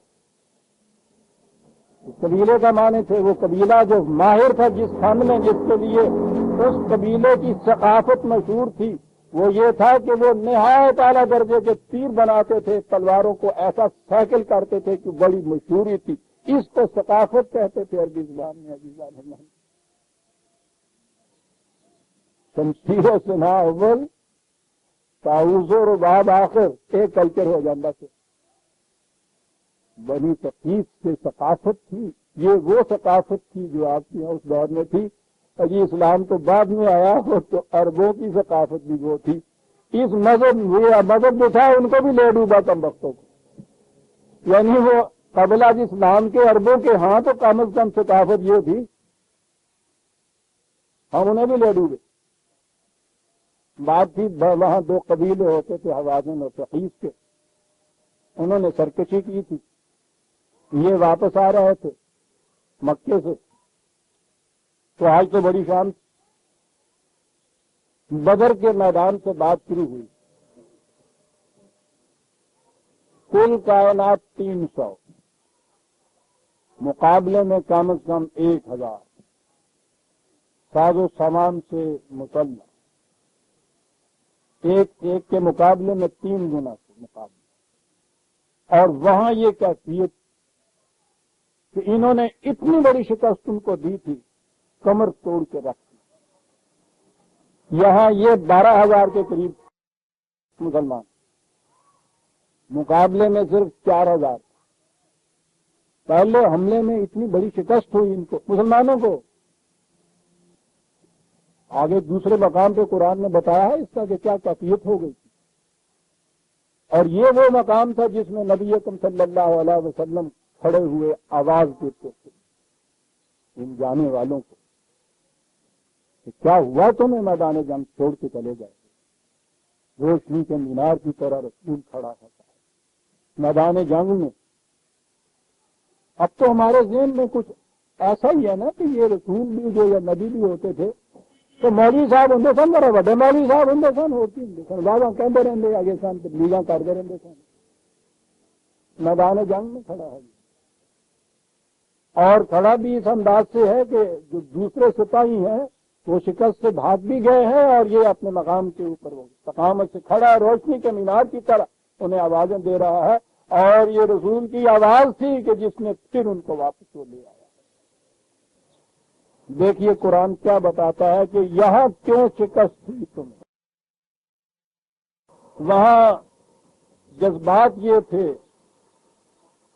کہ یہ ایک مشن ہے ہمارا جس کی کامیابی کے لیے ہمیں یہ کچھ کرنا ہے۔ اس کی صداقت کا یقین کامل تھا جس کی بنا پہ یہ ان میں سے ایک ایک تین کے اوپر وہاں بھاری ہو گیا تھا اور لگ گیا۔ کہا یہاں کیا ہوا؟ لقد نصرکم اللہ فی مواطن کثیرۃ ویوم حنین۔ کہا یہاں کہ ہم نے تمہیں بڑی مدد پہنچائی تھی کئی مواقع پر، اور یاد رکھو حنین کے میدان میں بھی تمہیں ہم نے ایک مدد دی تھی۔ وہاں ہوا کیا تھا؟ اذ اعجبتکم کثرتکم، ہوا یہ تھا کہ تمہیں ظن ہو گیا کہ بڑی فوج ہمارے ساتھ ہے، تو تم نے وہ جو ایک سپاہی کا ڈسپلن کا چیز ہوتی ہے، اس زون میں کہ ان کا مار لینا کون ہے، 4000 عام 12000 کی تعداد میں ہے۔ سپاہی اگر ایسے مقام میں صرف اپنی کثرت کے اوپر ظلم کرتا ہے اور وہ جو سپاہیانہ خوبیاں اس کو بھلا دیتا ہے، پتہ شکست کھا جاتا ہے۔ یوں تو میں شکست ہو گئی تھی اس میدان میں۔ کتنی بڑی چیز دو لفظوں میں قرآن کہا جاتا ہے۔ یہ واقعات کوئی سوانح نگاری نہیں ہے، تاریخ کے مرکے نہیں ہے کہ وہ ہسٹری بیان کر رہا ہے، وہ تو اس میں ایک چیز اصول کی کہنی ہوتی ہے، اس کے لیے ایک واقعہ کو دہراتا ہے، کہتا ہے یہ چیز ہے۔ اگر کبھی یہ ذہن آ جائے ذہن کے اندر کہ ہماری کثرت بڑی ہے، ہماری تعداد بڑی ہے، صرف تعداد کے اوپر اگر تم نے بھروسہ کر لیا شکست کھا جاؤ گے، یاد رکھو۔ یہاں یہ بات کہی فَلَن تُغْنِ عَنْكُمْ شَيْئًا، نتیجہ یہ ہوا کہ یہ ذہن جو ہوا کوئی چیز بھی تمہیں وہاں فائدہ نہ دے سکی۔ وَضَاقَتْ عَلَيْكُمُ الْأَرْضُ بِمَا رَحُبَتْ ثُمَّ وَلَّيْتُمْ مُدْبِرِينَ۔ کیا الفاظ ہیں! زمین اتنی وسعتوں کے باوجود تم پر تنگ ہو گئی، 4000 کے مقابلے میں 12000 بھاگ کھڑے ہوئے۔ ثم انزل اللہ سکینتہ علی رسولہ وعلی المؤمنین، وہ مدد ہم نے جو دی تھی وہ یہ تھی کہ پھر تمہارے دلوں کے اندر سکون پیدا ہو گیا، اور یہی چیز ہے سب سے بڑا ہتھیار جو سپاہی کے پاس ہے، وہ دل کا سکون اور اطمینان ہے۔ اس میں اگر اضطراب پیدا ہو جائے، بے اطمینانی پیدا ہو جائے، پھر نہیں کھڑا رہ سکتا۔ میدان جنگ تو ایک طرف رہا، یہ امن کے میدان میں انسان نہیں کھڑا رہ سکتا اگر دل کا سکون اٹھ جائے تو۔ اسی سکون دینے والے یقین کا نام تو ایمان ہوتا ہے۔ خدا نے سکینت پیدا کر دی تمہارے دلوں کے اندر، اور سنیے وہ الفاظ پھر آ گئے جو پہلے بھی کئی دفعہ آئے تھے۔ وَأَنزَلَ جُنُودًا، ہم نے لشکر اتارے۔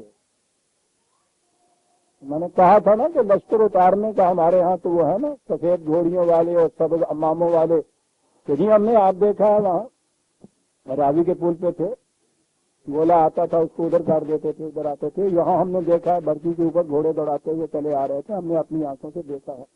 انہوں نے اپنی آنکھوں سے دیکھا۔ قرآن کہتا ہے کہ ہم نے لشکر اتارے تھے، الفاظ ہے لم ترونہ ہے، تم انہیں دیکھ نہیں سکتے۔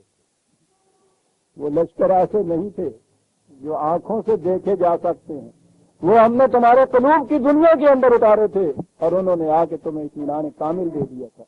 یہ ہے نا خدا کا لشکر آیا کرتا ہے عزیزان من، وہ دلوں کی بستیوں کو آباد کیا کرتا ہے، وہ اس تک وہ نازل ہوتا ہے دلوں کے اندر، سکینت پیدا ہو جاتی ہے، ایک نفسیاتی تغیر پیدا ہوتا ہے۔ رسول کی آواز نے یہ چیز پیدا کر دی جب انہوں نے کہا تھا،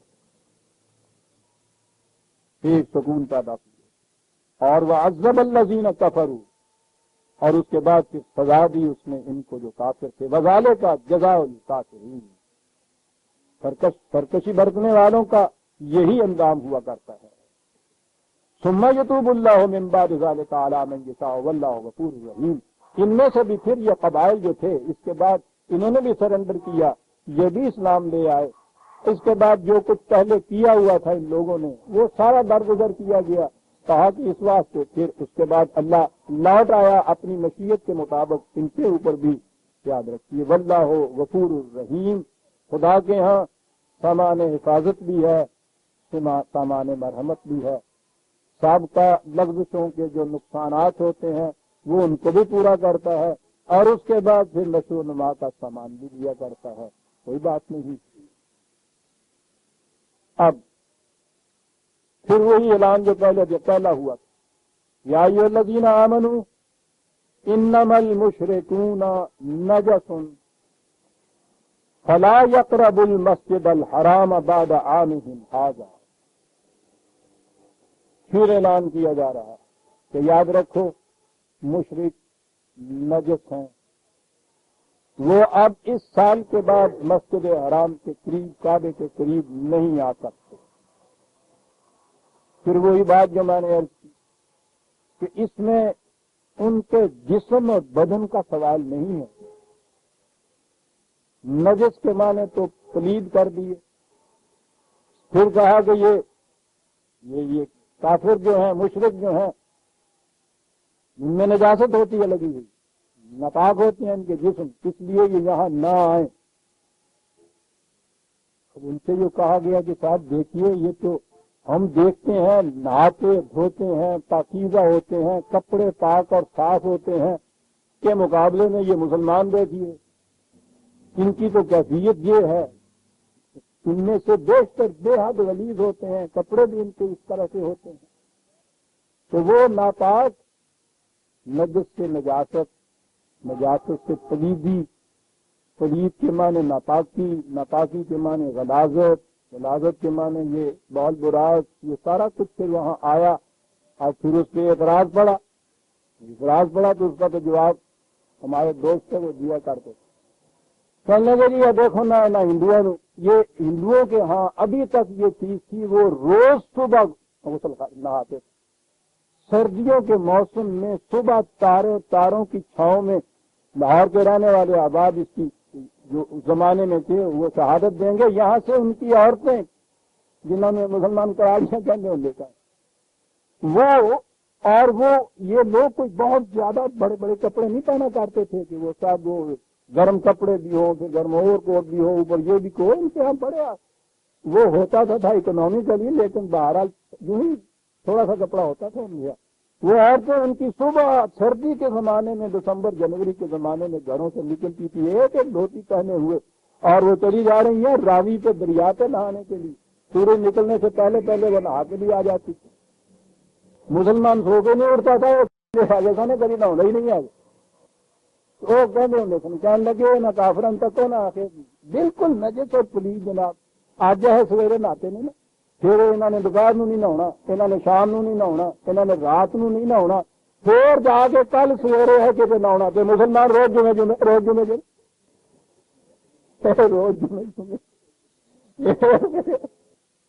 میں نے کہا ہے نا کہ جب وہ بنیادی نقطہ نکل جائے ذہن سے تو پھر یہ سب چیزیں آ جائیں۔ نجس کے یہ معنی کیے گئے۔ شرک کو قرآن کریم نے نجس کہا ہے، اور شرک کا تعلق تو جسم کی پاکی پلیتی پہ نہیں ہے عزیزان نے انما المشرکون کہا ہے نا یہاں پہ۔ وہی مشرک جو اس وقت توحید کا قائل ہو جاتا ہے تو وہ تو پھر نجس نہیں رہتا نا۔ تو نجس تو یہ چیز ہے نہیں، نجس تو یہ چیز ہے قلب کے اندر ایک خدا کے علاوہ اور خداؤں کے بھی قوانین کا احترام کرنا اور ان کی عبودیت اختیار کرنا، ان کو بھی اس قسم کا الہ تصور کرنا، یہ چیز ہے، یہ قلب کا ایک مرض ہے۔ نجاست تو ہوتا ہی گدلا پن ہے، توحید شفاف چیز ہے، گوہر میں آب گوہر کے سوا کچھ اور نہیں، اس میں ذرا سا بھی ریشہ جو اور آ جاتا ہے کسی قسم کا، اس کے اندر خواہ دھاری کیوں نہ آ جائے اسے نجس کہتے ہیں۔ نجاست ہوتی ہے ایک شفافی کے اندر کسی قسم کی اور دھاری کا آ جانا۔ یہ شرک کہلاتا ہے، اسی لیے انما المشرکون نجس کہا ہے۔ اس لیے یہ جو اپنے ذہن کے اندر خدا کے قوانین کے علاوہ کسی اور کے قوانین کی حکمرانی کو بھی تسلیم کر رہے ہیں، یہ نہیں آ سکتے یہاں۔ یہ نہیں ہے کہ جسمانی طور پہ ان کو وہاں سے لا دیں۔ الگ بات ہے کہ آپ کی سیاست کا کبھی تقاضا ہو کہ وہاں کسی قوم کو، کسی گروہ کو تو آپ اپنے ہاں نہ آنے ہوں، آؤٹ آف باؤنڈ اس کو قرار دے دیں، لیکن وہ قرآن کی اس آیت کے مطابق یہ نہیں ہے۔ یہاں تو مشرک کے متعلق کہا ہے، خدا کے قوانین کے ساتھ اور قوانین کو بھی ملانے والا، وہ یہاں نہیں آ سکتے، اس لیے کہ اب یہ نظام مملکت جس کا مرکز کعبہ ہے، یہ ان لوگوں کی تحلیت میں آ گیا، تحویل میں آ گیا جو خالص قوانین خداوندی کے تابع نظام قائم کرنے والے۔ اب کعبہ جو تھا اس میں یہ سارے لوگ آتے تھے تو بڑی تجارت ہوتی تھی، بڑا کاروبار وہاں ہوتا، پھر یہ اس کے پجاری بھی تھے اس مندر کے، بہت سا نذرانہ وہاں چڑھتا تھا، دھون چڑھتی تھی، چڑھاوے چڑھتے تھے۔ کہا گھبراؤ نہیں، ان خفتم عیلۃ فسوف یغنیکم اللہ من فضلہ ان شاء۔ یہ خیال نہ گزرے کہ یہ صاحب یہاں نہیں آئیں گے تو اکنامیکلی، اقتصادی طور پہ اس کا بڑا اثر پڑے گا ہم پہ، اس واسطے یہ تو بڑی بری بات ہو گئی۔ کہا کہ یہ سوال نہیں ہے، اگر ایسی صورت ہوگی، اگر تم اس سے گھبراتے ہو تو گھبراؤ نہیں، یہ تمہارا نظام اس قسم کا ہے کہ اس سے تمہیں کسی کی محتاجی نہیں رہے گی، مستغنی کر دے گا خدا تمہیں۔ ان اللہ علیم حکیم، جو وہ کہہ رہا ہے علم پہ مبنی، علم بھی ایسا ہے ریشنلی جو باتیں وہ کہہ رہا ہے، یوں ہی تمہیں اعتقاداً یہ چیزیں تم سے نہیں منوا رہا۔ ریشنل فیتھ وہ قرآن کی روح سے فیتھ ہی نہیں کہلا سکتا، اسلامی ایمان ہی نہیں کہلا سکتا، علم ہے، اس کے ساتھ حکمت ہے۔ اس لیے اس سے نہ گھبرائیے کہ ان لوگوں کے ساتھ قطع تعلق کرنے سے اقتصادی طور پر تمہیں مشکلات پیدا ہو جائیں گی۔ آج اس دور میں ہمارے ہاں عزیزان من، کیونکہ وہ نقطۂ ماسکہ، وہ توحید کی بنیاد تو رہی نہیں ہے، ہر مسئلے میں ہمارے ہاں پہلے اکنامکس آ جاتی، یعنی دلیل ہی یہ اب دی جاتی کہ وہ ان کے ساتھ تعلقات ضرور وابستہ ہمیں کرنا چاہیے، وہ کاہے کے لیے کرنا چاہیے کہ صاحب اس سے دیکھیے نا تجارت کے راستے کھل جائیں گے۔ دوسری قوموں کے ساتھ پیکٹ ہوتے ہیں، وہ قومیں وہ ہیں جن کے متعلق معلوم و مشہور ہے کہ وہ کس طرح سے ہماری اصل و بنیاد کو گھیرنے کے دربار ہیں، ان کے ساتھ ٹریڈ کے پیکٹ ہو جاتے ہیں۔ قرآن کہتا ہے کہ یہ کنسیڈریشن تمہیں ان چیزوں کے اوپر حاوی نہ ہو جائیں، دیکھو صرف یہ کہ تمہارے نظام کی تائید کون کرتا ہے۔ اگر یہ خیال ہے کہ صاحب اس قسم کے ان کے ساتھ تعلقات منقطع کرنے سے اقتصادی طور پر بڑا مضر اثر پڑے گا تو گھبراؤ نہیں، یہ نظام جو تمہیں ہم دے رہے ہیں ذرا اس کو قائم کر کے دیکھو، اور پھر دیکھو کہ کس طرح سے مستغنی کرتا ہے خدا تمہیں۔ اس نظام کے تصدق میں کتنی خوشحالیاں حاصل ہوئی تھی، اس کی تفصیل تو چھوڑ دیجئے، محض اس مملکت کے خراج کی صورت یہ تھی کہ ایک علاقے کا خراج لے کے حضرت ابو ہریرہ رضی اللہ تعالیٰ عنہ جب حضرت عمر کے پاس آئے ہیں تو انہوں نے پوچھا کہ کتنا لائے ہو؟ انہوں نے کہا کہ 5 لاکھ۔ آپ کو معلوم ہے نا کہ لاکھ کے لیے تو عربی زبان میں لفظ ہی نہیں ہے، یعنی انہوں نے کوڑا ہی مک جانا سی 1000 تو اگے، وہ الف انہوں نے 1000 کہا اور اس کے بعد پھر الفا الفن پھر کہتے تھے 1000، پھر ایک اور 1000، پھر ایک اور 1000۔ میں کہہ رہا ہوں کہ جن کی کیفیت، یہ وہ لوگ ہیں کہ جو ابھی اس سے پیشتر، اسلام سے پیشتر اسی معاشرے کے افراد تھے نا، وہ لائے ہیں تو انہوں نے کہا کہ کتنا لائے ہو؟ انہوں نے کہا کہ 5 لاکھ۔ لگے ابو ہریرہ کیا کہہ رہے ہو؟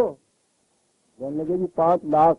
آپ حیران ہوں گے، تاریخ کہہ رہی ہے حضرت عمر نے ان سے کہا کہ سفر سے سیدھے آ رہے ہو نا میرے پاس؟ کہنے لگے تکان کی وجہ سے معلوم ہوتا ہے نیند آ رہی ہے، جاؤ سو، کل صبح آنا۔ یعنی انبلیویبل تھا جی۔ اور پھر وہ آئے تو ان سے کہا آپ کو، تو انہوں نے کہا جی ایک وہی 1000 میں سے 1000 جو وہ الفاظ ان کے یہاں ہوتے تھے، اور 2 3 4 یوں سمجھایا۔ یعنی یہ تھی یہ قوم، اور یہ تھا جو قرآن کہتا ہے کہ مت گھبراؤ کہ اس طرح سے اقتصادیات پہ اثر پڑ جائے گا ان کے منقطع ان کے ساتھ تعلق کرنے سے اتنا کچھ دے گا، وہ اتنا کچھ دے دے گا کہ جیسے اب میں کہوں کہ تمہارے لیے انبلیویبل ہوگا۔ اور یہ لوٹ کھسوٹ نہیں تھی، لوٹ کھسوٹ تو ان کے یہاں جائز ہی نہیں۔ یہ وہ حسن انتظام، وہ جو معاشی نظام قرآن نے دیا تھا، سیاسی نظام، ارے صاحب وہ قلوب کا ایک نظام تھا، میں کیوں اس کو معاشی اور سیاسی نظام کا، مدائن کا جب مال، یا سوچئے تو صحیح، ایران جیسی سلطنت جو تھی اس کو فتح کرنے کے بعد کرن کے وہاں نوادرات اور جواہرات جمع ہوئے اتنا ان کے حصے میں آیا تھا، یہ واقعی کثر و ابیت میں ساتھ ابن ابی وقاص جب پہنچے ہیں تو وہ بلیو ہی نہیں کرتے تھے کہ میں اس دنیا میں کھڑا ہوں۔ تو ان میں سے جب یہ چیزیں آئی ہیں مدینے میں، حضرت عمر صحابہ کے ساتھ تھے، انہیں آنسو آ گئے، صحابہ سے کہا کہ اب ہم سارے ہی وہ ہیں کہ جو کھجوروں پہ بھی نہیں، کھجوروں کی گٹھلیوں کے ستو پہ گزارا کیا کرتے، آج یہ سب کچھ جو ہے آپ نے کہا کہ تم اور میں وہی ہے نا، کہا بتاؤ کہ کیا چیز ہم میں ایک نئی آئی ہے، کہا صرف اسلام آیا ہے نا، یہ صدقہ ہے اس چیز کا۔ اس کے بعد انہوں نے حضرت سعد ابن وقاص کا خط پڑھا، اس خط میں انہوں نے لکھا ہوا تھا کہ امیر المومنین، اس مال و متاع کو دیکھ کے تو آپ کو بہت حیرت ہوگی اور تعجب ہوگا کہ واقعی یہ چیز باعث تعجب ہے، لیکن میں جو لکھ رہا ہوں وہ اس سے زیادہ وجہ تعجب ہے، اور وہ یہ ہے کہ یہ کسی ایک جگہ سے میں نے اکٹھا نہیں کیا، ساری مملکت میں بکھرا پڑا تھا، یہ سپاہ مختلف مقامات کے اوپر گئی تھی، یہ سارے سپاہی تھے جن کے سامنے یہ چیز آئی تھی اور وہاں کوئی دیکھنے والا نہیں تھا۔ وجہ تعجب چیز جو ہے آپ کے لیے یہ باعث مسرت یہ چیز ہونی چاہیے کہ ان سپاہیوں میں سے کسی نے ایک سوئی بھی اپنے لیے اپنے پاس نہیں رکھی تھی، سارا یہاں لا کے رکھ دیا ہوا تھا۔ یہ سپاہی وہی عرب تھے کہ جو لڑتے اس لیے تھے میدان جنگ میں جا کے کہ غنیمت کا مال میرے حصے میں آئے گا، وہاں تو جو لوٹ لیتا تھا اس کے حصے میں آتا تھا نا۔ کہا کہ امیر المومنین اس مال و دولت سے زیادہ وجہ مسرت اور باعث حیرت یہ امر ہے کہ یہ سپاہی ہیں ہمارے ہاں کے جو محض لوٹ کی خاطر لڑا کرتے تھے کہ انہوں نے اس میں سے ایک سوئی بھی اپنے لیے نہیں سنی۔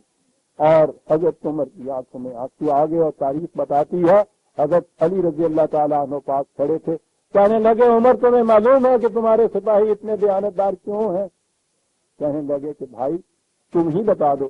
کہنے لگے اس لیے کہ تم اتنے دیانتدار ہو، جس مملکت کا سربراہ دیانتدار ہوتا ہے اس کا سپاہی بھی دیانتدار ہوتا ہے۔ اس نے عزیزان من یہ کچھ دیا تھا، اس تغیر نے مملکت اور سلطنت فتح کرنے نے نہیں دیا تھا۔ محض فتح کرنے کے اوپر آنے کی بات ہوتی تو ہمیں سن 47 میں کچھ کم نہیں ملا تھا، ایک established government, a running concern, اور پھر اتنا کچھ اس ملک کے اندر تھا، ہمیں بھی کم نہیں ملا تھا۔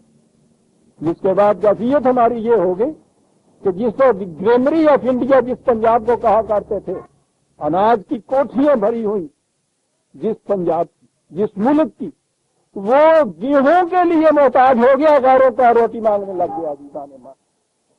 یہ تو سارا کچھ وہی تھا، کیا چیز نہیں تھی؟